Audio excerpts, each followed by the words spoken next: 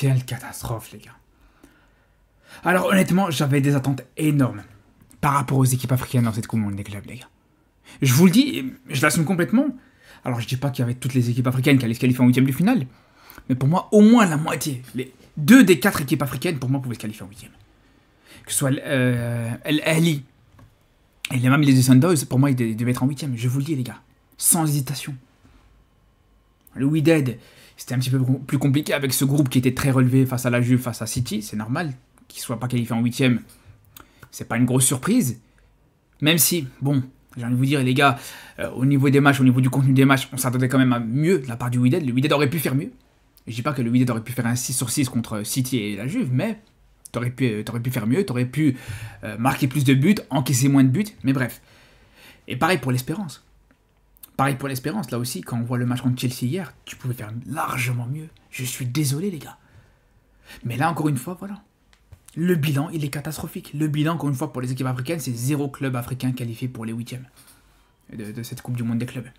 Donc, encore une fois, même comme pour la Coupe du Monde normale, la Coupe du Monde des nations, il y aura toujours les gens qui vont faire ce même constat. Ah, le football africain n'est pas relevé, à pas un niveau qui est relevé. Le football africain a des années de retard. Il y en a qui vont comparer le football africain au football asiatique. Et qu'est-ce que tu veux leur dire? Qu'est-ce que tu veux leur dire quand tu sais que même les Asiatiques, il y a moyen qu'ils ont l'équipe d'Al Hilal qui pourrait se qualifier en huitième, les gars. Si demain Al Hilal gagne contre Pachuca, ce qui n'est pas inenvisageable, ils se qualifient en huitième sans problème. Et là, les gars, voilà. Qu'est-ce que vous voulez dire juste derrière à quelqu'un qui te dit, ouais, le football africain est mauvais, le niveau du football africain est pas exceptionnel, le football asiatique est meilleur que le football africain, vous voulez répondre quoi à ça? Ouais, mais le Wydad a bien joué, le Wydad a eu des occasions contre City, contre la Juve, l'Espérance aurait pu gagner contre Chelsea, les gars. Aurait dû gagner, tout ça c'est fini les frères, je vous le dis les gars. Alors nous on l'a vu, le résultat, le contenu des matchs. On a vu le match de l'Ahly contre le FC Porto. L'Ahly a mangé le FC Porto. Mais au final, le résultat qu'on retient, c'est 4-4. On a vu, même contre l'Inter Miami, les gars. Même contre l'Inter Miami. Même chose, les gars. L'Ahly a mangé cette équipe de l'Inter Miami. Défensivement, l'Inter Miami s'est fait ouvrir. Jamais de la vie, l'Inter de Miami devait être en huitième de finale, les gars. Et on a tous vu comment ça se termine. Ça se termine sur un 0-0, c'est pas une défaite, j'ai envie de vous dire, heureusement. Mais tu avais la possibilité de gagner ce match, tu avais un penalty qui est tombé du ciel, un penalty cadeau que tu as fini par rater. Et c'est là où c'est encore pire, les gars, parce que même El Ahly, équipe égyptienne, qui a beaucoup d'expérience, qui a ce vice dont a besoin les équipes africaines, etc., même eux, les gars, même eux, ils ont fait preuve de naïveté. Même eux, ils ont fait preuve de manque de lucidité. Même eux, ils manquaient un petit peu de sang-froid. Même eux, voilà, ils étaient pas à la hauteur de l'événement. Alors que, les gars, c'est bien une équipe, ou en tout cas un pays, où voilà, les clubs peuvent répondre présent, peuvent répondre à ce genre d'événement, les gars, c'est bien les Égyptiens. Et même eux, c'était compliqué, les gars. Et le pire, c'est qu'aujourd'hui, quand on voit le bilan, voilà, aujourd'hui, on a les clubs africains qui sont juste devant l'Océanie, les frères. Juste devant l'Océanie. Voilà. Mais tu finis derrière l'Amérique du Sud, tu finis derrière les Européens, tu finis derrière les Nord-Américains, parce que tu as l'Inter Miami qui se qualifie en huitième, et tu pourrais même finir derrière les Asiatiques si tu as El Hilal qui finit en huitième aussi, les gars. Alors on me dira, ouais, mais voilà, le Wydad a affronté des grosses nations, des gros clubs, les équipes africaines ont affronté des grosses équipes. Ok. Vous avez vu le match d'El Hilal contre le Real Madrid ou pas, les gars? Alors vous pouvez me dire ce que vous voulez, les frères. Vous pouvez me dire ce que vous voulez. Ok, c'est peut-être pas un grand Real Madrid, c'est un Real Madrid en reconstruction, mais ça n'empêche pas que El Hilal a fait un très très gros match et a mérité ce match nul contre le Real, les gars. Alors ok, on va dire, vas-y, les Saoudiens, ils ont l'argent. Ok, d'accord, pas de problème. Ils ont l'argent, c'est vrai qu'ils ont recruté des joueurs, même si c'est des joueurs en fin de carrière, ils ont recruté des grands noms, d'accord. Mais les Sud-Américains, les gars, qu'est-ce qu'ils ont de plus que nous? La plupart des Sud-Américains, qu'est-ce qu'ils ont de plus que nos équipes africaines? Rien du tout, les gars. Je suis désolé, rien du tout. Pour la plupart des équipes sud-américaines, ils n'ont rien du tout de plus. Et pourtant, les gars, le bilan des Sud-Américains. Le bilan des Sud-Américains dans cette Coupe du Monde des clubs, je ne sais pas si vous réalisez, les gars. Pour l'instant, à l'heure actuelle, si je dis pas de bêtises, on n'a qu'une seule défaite d'une équipe sud-américaine contre un club européen, ou de manière générale, dans cette Coupe du Monde des clubs, contre n'importe quel adversaire. La seule défaite d'une équipe sud-américaine, les gars, dans cette Coupe du Monde des clubs, c'est Boca Juniors contre le Bayern de Munich, les gars. Et encore, Boca n'a pas été ridicule du tout, les frères. C'était absolument pas ridicule. Ils ont mis un très beau but, c'était 2-1, une défaite 2-1, voilà, ça peut arriver. Et le Bayern a eu beaucoup de difficultés. Pourquoi on n'est pas capable de faire ce genre de match? Pourquoi, même quand on perd, on se fait taper, on se fait humilier? Pourquoi l'Espérance doit prendre 3-0 alors qu'on le voit, les gars? Si on vient ponctuellement sur ce genre de match, les gars, quand on voit le match de l'Espérance, t'es à 0-0, 0-0, t'as une occasion pareille. Tu pars seul face au but, tu pars seul au but. Comment tu peux rater ça? Comment tu peux te rater là-dessus? Je comprends pas. Tu fais le plus dur. T'as une très belle passe qui arrive dans le dos de la défense, tu fais le plus dur et au final tu finis par te faire rater, puis tu finis par rater ça. Mais ça les gars, c'est ça la différence avec les Sud-Américains. Les Sud-Américains, ce genre d'occasion, pour moins que ça, ils te mettent des buts, les gars. Allez revoir le but de Boca contre le Bayern, les frères. Allez revoir le but de Boca Juniors contre le Bayern, les frères.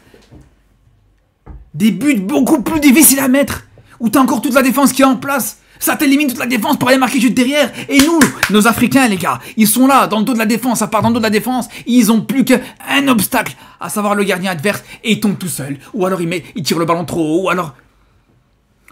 Parce qu'on n'a pas des joueurs de caractère, les gars. C'est ça le problème. C'est ça. L'Afrique, on est des complexés. Sur ce continent, on est des complexés. On a un complexe d'infériorité. C'est ça le problème. C'est pas un manque de technique. C'est pas un manque de physique. C'est un problème mental, les gars. Je vous le dis, on est complexé.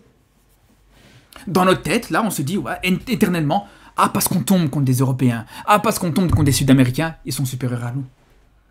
Alors que je vous le dis, les gars, voilà, je vous parle de ce match-là. Je vous parle de ce match-là de l'Espérance contre Chelsea. Où l'Espérance, avant l'ouverture de score de Chelsea, avait plusieurs possibilités d'aller marquer. Et même sur l'ouverture du score, les gars, l'ouverture du score, je vous dis la vérité, les gars. Franchement, elle arrive, j'ai envie de dire, presque contre le cours du jeu. Chelsea, avant l'ouverture du score, n'a pas eu une seule occasion concrète. Et juste derrière, tout le... C'est ça le pire aussi, c'est que tu laisses l'adversaire ouvrir le score bêtement, et juste derrière, tu abandonnes, c'est fini. Juste derrière, tu laisses tomber, voilà. Alors que si on prend Palmeiras, par exemple, ou Flamengo, non, Palmeiras, je dis bien, Palmeiras contre l'Inter Miami, ils perdent 2-0. Palmeiras perd 2-0 contre l'Inter Miami, ils reviennent à 2-2, les gars. Et ils évitent une défaite en plus pour une équipe sud-américaine dans cette Coupe du Monde des clubs. Voilà, les gars. On a vraiment, hein, en termes de mental, on a énormément de leçons à prendre des Sud-Américains. Je vous le dis, les gars. Je vous le dis, les frères, en toute transparence et en toute objectivité. Pareil, si on prend, pour vous dire à quel point, les gars, c'est problématique, si on prend même cette équipe de Mamelodi Sundowns contre Dortmund, qui perd 4-3, bah, allez, globalement, c'est pas un match ridicule. Mais je vous le dis, les gars, jamais de la vie, les Sundowns doivent perdre ce match. Et regardez comment tu perds ce match. Tu donnes des cadeaux encore une fois à l'adversaire. Voilà, il est là le problème, mes frères. Il est là le problème. Voilà, nos équipes africaines ont passé leur temps à donner des cadeaux, les gars, aux adversaires. Qu'ils n'en ont pas besoin. Est-ce que vous croyez que Dortmund a besoin que le gardien de Sundowns fasse une passe D à l'adversaire? Leur fasse une passe D pour qu'il puisse marquer? Je pense pas, les gars. Je pense pas. Alors vous allez me dire, ouais, peut-être que le gardien n'est pas suffisamment bon. Les gars, on connaît, pour ceux qui ne connaissent pas ce gardien, c'est le meilleur gardien du continent africain, les frères. C'est le meilleur gardien du football africain, les gars. Actuellement, c'est lui qui est considéré comme le meilleur gardien, qui a eu le trophée de meilleur gardien à la cérémonie des CAF Awards. Et c'est pas démérité. Sur sa saison, en tout cas, c'est pas démérité du tout. Ça reste cohérent. Parce que c'est un très grand gardien. Je vous le dis, ce genre d'erreurs, elles sont absolument pas du tout dans ses cordes à lui. Il est capable de beaucoup mieux. Mais voilà, encore une fois, les gars, on aura beau le dire, on aura beau dire ce qu'on veut. Ouais, mais nous, en Afrique, on a des bons joueurs, on a des joueurs qui ont de la qualité, qui va te croire maintenant? Et on se plaint quand on dit, ouais, nos joueurs en Afrique, il n'y a personne qui en veulent. Voilà, nous, en tant que Marocains, on se plaint que certains joueurs du Wydad, ils vont pas forcément en Europe. Qui va vouloir les prendre, les gars? Qui va vouloir les prendre? Quand ça se pisse dessus à la moindre occasion, les gars. Quand il y a un événement qui est trop important, avec une pression trop importante, c'est fini, tu vois plus personne. Comment tu veux qu'aujourd'hui les clubs européens viennent s'intéresser à nos joueurs en Afrique? Il y a le problème, les gars. Ah, les gars, je vous dis des vérités qui font mal, j'en suis conscient, mais c'est la vérité. t'as passé ton temps dans cette Coupe du Monde des clubs à donner des cadeaux. Je parle de cette situation-là. Mais aussi, bien sûr, l'occasion de... Moi, par exemple, contre la Juve. Le match du Wydad contre la Juve. Alors, il y a beaucoup de Marocains qui n'étaient pas d'accord avec moi, ou en tout cas qui m'ont reproché le fait que j'ai été trop dur avec le Wydad. Mais je vous le dis, les gars, je regrette pas une seule seconde ce que j'ai dit là-dessus. Parce que personnellement, je vous le dis, et je persiste, et je signe, le Wydad pouvait faire mieux. Le Wydad pouvait faire mieux. Si vous êtes complexé parce que vous pensez que c'est la Juve, on a perdu que 4-1 contre la Juve, ça va, on a fait le travail. Les gars, si vous voyez ça comme ça, c'est votre problème, tant mieux pour vous. Ou tant pis pour vous, je sais pas. Mais moi, les gars, quand je vois les occasions qu'a eu le Wydad avant ce match, avant l'ouverture du score, où tu leur as fait mal, t'as vraiment fait très mal à cette équipe de la Juve, où t'aurais pu aller chercher quelque chose, et que juste derrière, tu vas leur donner le but pour ouvrir le score. Tu mets un CSC. Tu mets un CSC pour permettre à la Juve d'ouvrir le score. Est-ce que la Juve a besoin de ça, les gars?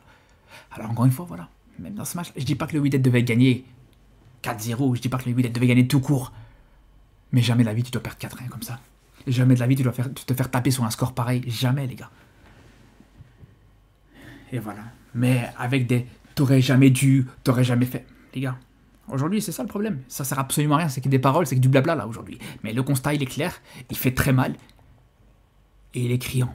Le football africain s'est ridiculisé dans cette Coupe du Monde des clubs. C'est aussi simple que ça, les frères. Bref, on espère, pourquoi pas, que les nations et les sélections africaines montreront un meilleur visage sur la prochaine CAN et sur la prochaine Coupe du Monde, tout court. Et sur ce, je vous dis à très vite, les frères, pour une nouvelle vidéo. Et surtout d'ici là, prenez soin de vous.